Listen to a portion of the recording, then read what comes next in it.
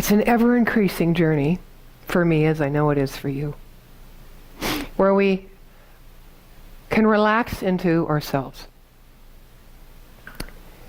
I don't know how that meditative experience was for you, but when I was coming out of it, my eyes were glued shut, and my hand, I couldn't feel my hand under the bowl, and I could feel my mouth. You know how you start to go from the awake state into kind of the dream state? And sometimes you jerk yourself forward like this. It was like that. And my mind, my judgmental, critical mind, the observer in me was going, get yourself together. Like there's a room full of people, you know. Isn't that interesting how we do that, right? Yeah. So relaxed, just into the moment, so just there. And I love that part of my journey. I hope you love that part of your journey, where you just love who you are in the moment.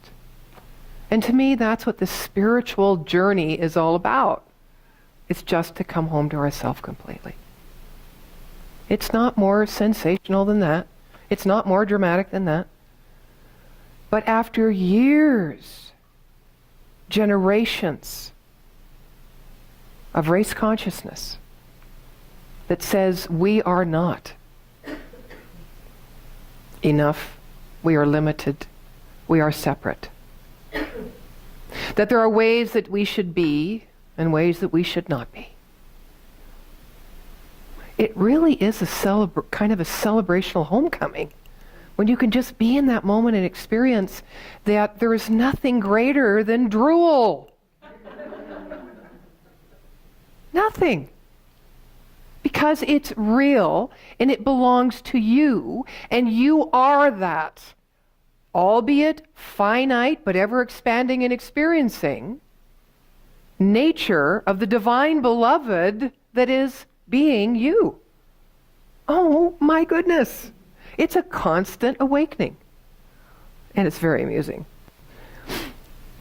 Very amusing sometimes. So today I'm talking about vulnerability. I think it's been my favorite subject for the last 3 years. I'm always looking around to try to find myself, because oftentimes I don't recognize who I'm being. When I wasn't on the spiritual path, I used to think that was because I wasn't being the truth of who I was. Of course, I never even knew what the truth was. But of course, I wasn't. All that meant to me was, in the past, well, I wasn't being real with how I felt. Or I wasn't being honest with what I was saying to you, Tink, because I was thinking something else, but these were the words, very nicely constructed, that would keep me safe and maintain my image, whatever that was. Right? Maybe it was just an identity. Maybe it wasn't so much a false image, but maybe it was a really deep belief in who I was that I was protecting. Of course, when you do this deeper work and this spiritual assessment, this inquiry, you start to blow open, you implode those pieces of identity or those core beliefs that you've so tightly grasped onto, that have helped you manage your life, get through life, get by, without too many scars or bumps and lumps. But being vulnerable is, to me, and that's what this is now to me, and I'm sure it will change, as everything does. But to me, being vulnerable is just being open and willing to experience life the way it is. And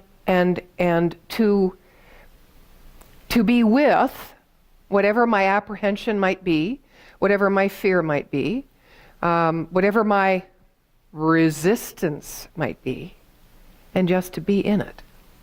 Just to be in it. You know, we did our annual leadership retreat yesterday out in Bragg Creek, and we talked a lot about this. We didn't talk about vision statements or strategies or any of those other things that, you know, boards usually talk about when they get together at one time, everybody at the same time. And we talked about presencing the presence. We talked about what is spiritual community? And as we were talking about that in the sense of this center, I think all of us are really looking at what is the spiritual community that is operating within me in my own life? How am I embracing and accepting myself? How am I being accountable? Which is what we do for each other, right? It's not like, hey, you need to be accountable for what you just did. It's not like that. I don't holding her accountable. She's holding herself accountable. Why? Because she feels safe enough and loved enough and connected enough to the source of life that is always supplied within her to be able to face what's real or true about her, even if it's uncomfortable. And she can do that in spiritual community because she knows I am doing that work myself, just as she is doing her work. We say it's never about the other, it's always about ourselves. And yet the other is so important because it is the reflection of our own deepest belief. So we talked a lot about that yesterday. Interesting, a lot of the leaders went away saying, this is the best retreat we've ever had. Did we come to any conclusions that we can roll out into our board meeting tomorrow night? No. Was it the intention to do so? No. We're relaxing into ourselves, into the experience of being spiritual community, and what leadership feels like, not what it's supposed to look like. Wow. Big shift. We're entering our 13th year as a community. And there's less appearing on the outside because there's more deepening on the inside. There's less need, I speak for myself, as I'm always exploring and shifting my role as spiritual leader. There's less need to create the event or the structure because I have to keep up to something. And there's more allowance to just connect and allow that collaboration, that spirit, that highest that's within all of us, to just, spark off each other and inspire each other. And of course something is going to be created because that's the law of cause and effect. You plant the seed in the soil and voila, there is some kind of form or result. Right? Isn't life like that? We're learning on the spiritual path to live inside out rather than outside in. But vulnerability happens when we take that, how would I say this? It happens in the kind of superficial changes in our life. Superficial, that's not a fair word. The outer changes. But it also happens, it's a different kind of vulnerability, when we're shifting and we transform our deeper beliefs. There's a vulnerability that comes from a feeling of not knowing, not just what the next step is, but now we've done the work to the point where we don't even know who we are. It's like, wait a minute, I've done all this work to end up not knowing who I am? That doesn't make sense. Oh, thank God I'm not using my conscious mind to try to figure that one out. It's kind of like God. You can't know God, but you can feel God. You can expand in alignment with the way the energy of the universe moves. From its root, whole, perfect, and complete. Yes, I don't know what the next thing is going to be.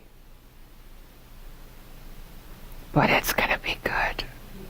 It's going to be great. Something wonderful is happening here by means of me. Because I am opening to set aside the construct that I have created to keep safe, so I'm not vulnerable in this world of ours where all these bad things are happening. So that I can be open to this world of ours where I might just see all the good things. that are happening. Where I may see, even beyond the concepts of good and bad, the principle at work, which is divine right order. Divine right order meaning the actual plant that comes from the seed or the cause that was planted in the soil of our own subconscious mind, which is the use of universal subconscious mind. It always happens the same way. It doesn't matter what we put into the soil or what we perceive we get out of the soil. It is still happening. This is why I can fall into the mystery. It's because I understand the universal creative process of life is always happening in, as, and through me, because I don't create my life. I direct it, I choose it, but I am not the creative medium. God or universe, subjective universe, is the creative medium. And what's the nature of that creative medium in the absolute realm? Loving, giving, whole, powerful, beautiful, peaceful, rich, abundant. I was thinking, I have kind of a weird brain sometimes. I'm glad I'm in good company. I was just thinking, in that Meg Ryan movie, was it Sleepless in Seattle, where she's having the lunch and the woman at the back is looking at the menu and she says, I want some of that. Remember that? So I want some of this. Harry Met Sally, thank you. Thank you. There's no late night Netflix people here. Vulnerability. So when we are vulnerable, there's a loss. I think before vulnerability, I think we're vulnerable because we have some kind of expectation that we've set up somewhere. Either there's something that we want to create and we've missed the mark. It could be one sense of feeling loss and therefore vulnerable. Or feeling vulnerable and therefore loss. Everything is so interchangeable. I think another kind of vulnerability happens when we do not live up to honor our own word or our commitment to ourself. That's huge, and it's very subtle. Very subtle. Sometimes we can carry it for years and not recognize the sense of loss we feel. When we talk about loss and vulnerability, often we talk about losing something or someone, not losing parts of ourselves, which I think is where it all boils down. We come together on Sundays in Layden's funeral home. And it's an ever evolving discovery for me, and I'm sure the members of our community, the gifts that this brings. That this idea of life and death, which in society are commonly looked at as opposite things, which the spiritual path will teach you is one thing.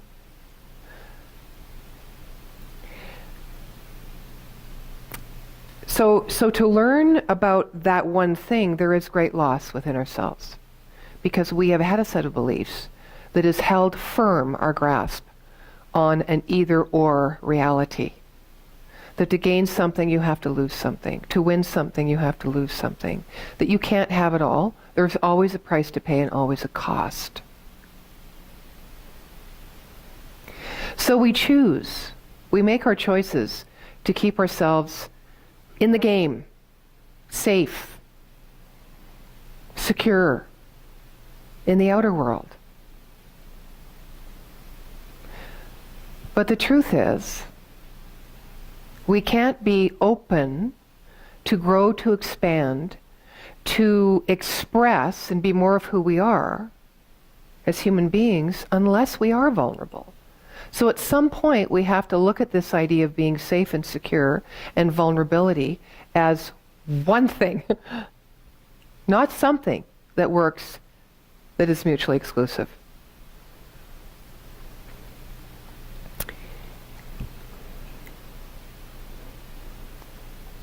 May Sarton said, we have to dare to be ourselves, however frightening or strange that self may prove to be. I like that one. Last week I talked about a Zen cone. For those of you who weren't here last week, a Zen cone is either a poem or a story that doesn't make much sense to the logical mind, but it allows us to move deeper into the insight of our soul. And the one I have for you this week is great doubt, great awakening. Little doubt, little awakening. No doubt, no awakening. Yeah, so now it makes sense, in a way, of why we do all this work, and as we get older, we know less really of who we are.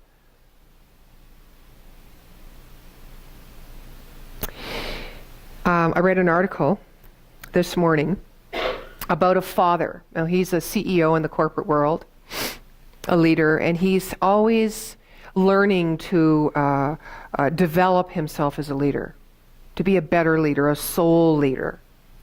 And this is a little piece of his blog that I wanted to bring to you today. He said, "I've never felt excitement as I have the moment I met my son. Everything that was so very important before then melted away in an instant. It wasn't mystical or magical. It just was. Suddenly this little human being arrived, and I was responsible for him for the rest of my life. I wasn't just scared, I was mired in fear. The fear was so great that all I could do was surrender fully to it. It overtook me. In that moment, I became fearless.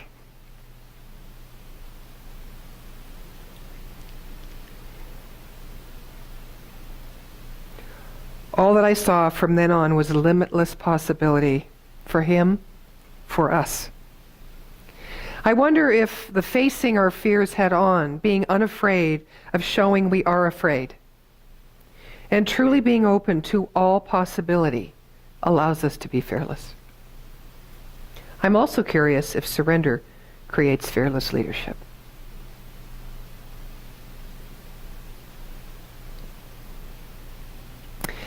A leap of faith takes fearless leadership in our own lives. It asks us to exercise, to discover, to explore, to exercise, to claim and to exercise or demonstrate that self-existence that is the universe, is God. It can't be done unless we allow ourselves to be encouraged along the way by vulnerability.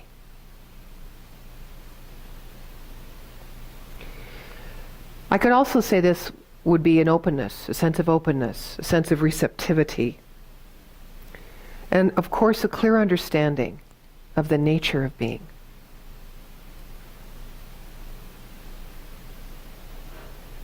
I think at some point we all have the experience, and I sensed this yesterday in our leadership group, of moving from managing the details of life to being accountable for creating them.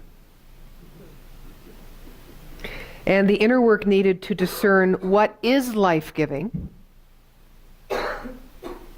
And then we continue to work to let go the attachment even to that which is life-giving. Not just the stuff we readily have discovered and clearly understand doesn't serve us anymore.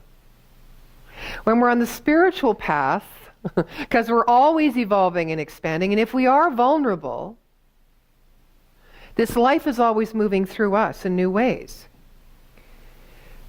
So we cannot really afford the luxury of sitting on our past, security blankets. If we're going to move with life and have the ride we say we want by the time they close the box, the lid on the box, right? We have to be in the flow of it. And it doesn't mean we can't resist it, but we just need to be aware we're resisting it. And then when we're aware we're resisting it, don't judge that we're resisting it. Be there. Big difference. Just be there. Everything dissipates and you're free.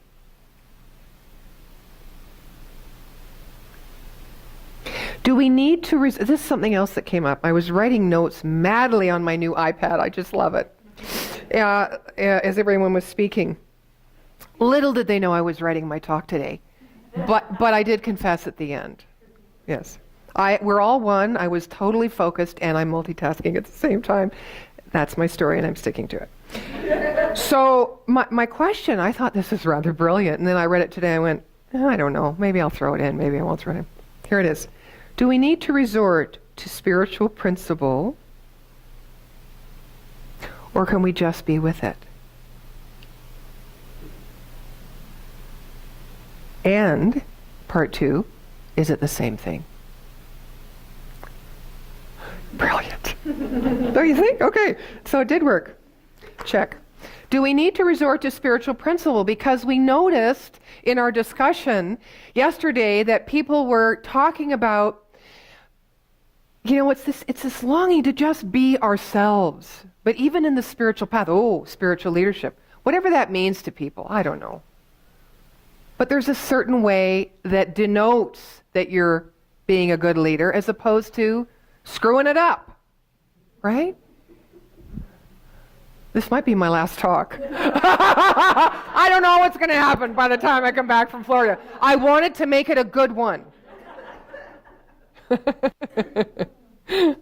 Oh, it's so funny. Maybe we always laugh at ourselves. Okay, so my question for you then is, what is the driving force behind your life? I'm going to take this one away in contemplation at the retreat. What is the driving force of my life? And does it involve creating a difference in the world? Does it involve being special? Having your life mean something? Does it involve your life having to be different than it is? What is the driving force in your life? What is the root of your ambition or your push? Not your soul's evolution, and that is not mutually exclusive, but what you kind of wake up on automatic everyday being and doing that you're not always clued into, that you just keep getting up and pushing another day. What is that? What is that? And what is the source of your happiness? ... Is it the same thing? You will meet vulnerability here.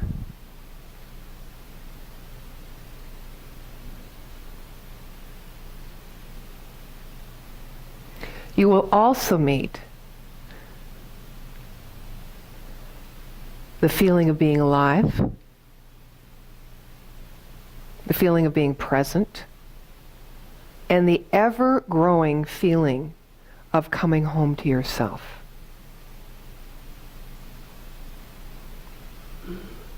Letting go of attachment to the good things, to the achievements, to things that you have dreamt of all your life that are finally coming true in your life.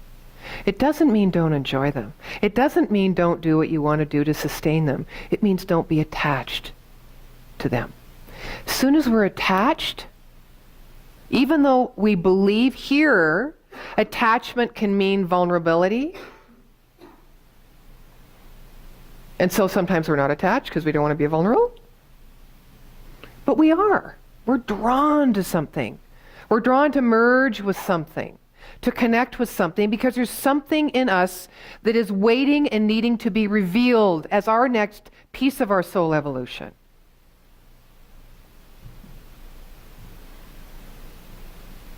So rather than having expectations, Dr. Holmes always talks about living in cheerful expectancy. So knowing that the highest and best of your soul unfoldment is happening right where you are, right when you're there. Because this idea of the nature of God, which is all-giving, all-knowing, all-loving, all-abundant, is happening right where we are. No matter what we might be thinking about it, no matter what we might be planning, no matter how vulnerable we might feel, or how disappointed we might feel, or how resistant we might feel. The cause back of all life, life itself, is moving upon itself right now, and it's infinite. When we know this, how can we be vulnerable? Except to our own limited ideas of how we and life should be. As it strips away, as we let it go, and as we start to deepen our faith, we are taking a leap of faith.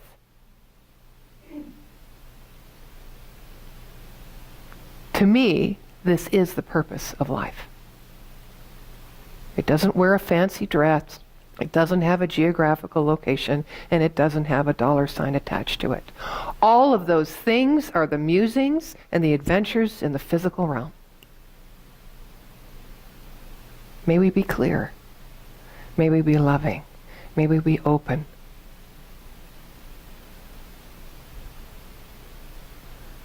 May we be like that little baby, so trusting in the arms of his father when the father first held him. May we be that baby. The universe has got us. And may we be that universe, knowing that we've got everything else. And so it is.